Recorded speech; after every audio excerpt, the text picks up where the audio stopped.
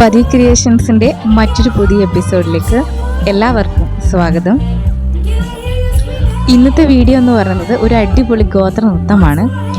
കഴിഞ്ഞ 2 എപ്പിസോഡിൽ ഞാൻ ജംഷഡ്പൂർ പ്രോഗ്രാം വെച്ച് നടന്ന ടാറ്റ സ്റ്റീൽ ഫൗണ്ടേഷൻ്റെ ഒരു ട്രൈബൽ പ്രോഗ്രാമിൽ ഉണ്ടായിരുന്ന അവിടുത്തെ വിശേഷങ്ങളാണ് പങ്കുവച്ചത്. അപ്പോൾ അതേ പ്രോഗ്രാമിൽ തന്നെ ഉണ്ടായിരുന്ന ഒരു ഡാൻസ് പെർഫോമൻസ് നമ്മുടെ നാഗാലാൻഡിലെ കൊന്യാക് എന്ന് പറയുന്ന ഗോത്ര വിഭാഗക്കാരുടെ അവരുടെ തനത് നൃത്തം രൂപമാണ് ഇന്ന് ഞങ്ങൾക്കായി ഷെയർ ചെയ്യുന്നത്. ഇപ്പോൾ എന്തായാലും നിങ്ങൾക്ക് ഈ ഒരു നൃത്തം എന്തായാലും ഇഷ്ടപ്പെടും എന്ന് തന്നെയാണ് ഞാൻ വിചാരിക്കുന്നത്. അപ്പോൾ അതിനു മുമ്പ് ഗോത്ര നൃത്തം കാണുന്നതിന് മുമ്പ് കൊന്യാക് എന്ന് പറയുന്ന നമ്മുടെ ഗോത്രത്തെക്കുറിച്ച്, അങ്ങനൊരു ഇന്ത്യയിലെ നാഗാലാൻഡ് സംസ്ഥാനത്തിലെ ഈ ഒരു ഗോത്രത്തെക്കുറിച്ച് ചില കാര്യങ്ങൾ നിങ്ങൾക്കായി ഷെയർ ചെയ്യാം.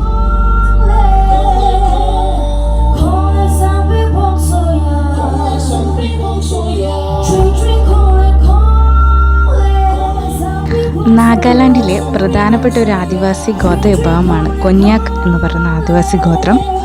ഇവിടെ ഒരു പ്രത്യേകത എന്ന് പറയുന്നത് സ്വന്തം ഊരിലേക്ക് നുഴഞ്ഞു കയറുന്നവരെയും അതുപോലെ തന്നെ ഗോത്രത്തിൻ്റെ ശത്രുക്കളെയും ഗിരസ് കൊയ്തെടുത്ത് വീടിന് മുന്നിൽ പ്രദർശനം നടത്തുന്ന പോരാളി വംശമാണ് നമ്മുടെ കൊന്യാക് ഗോത്രക്കാരെന്ന് പറയുന്നത്.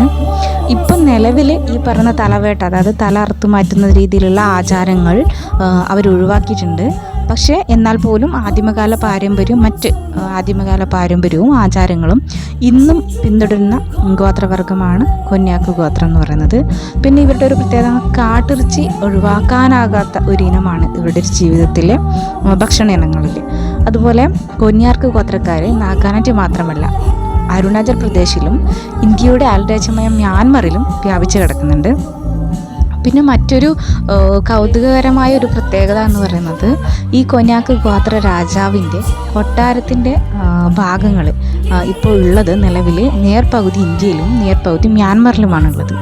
അതുകൊണ്ട് തന്നെ രാജ്യാന്തര അതിർത്തികൾ എന്ന പദവി ഇല്ലാതെ അവിടെയുള്ളവർ ഈ അദൃശ്യരേഖ എന്ന് പറയുന്നതിനെ മറികടന്ന് തന്നെയാണ് ഇപ്പോഴും അവർ മിങ്കിൾ ചെയ്ത് തന്നെയാണ് ഇപ്പോഴും ജീവിച്ചു പോരുന്നത്. അപ്പോൾ ഇനി കൊന്യാക്കിൻ്റെ ഗോത്ര നൃത്ത രൂപത്തിലേക്ക്.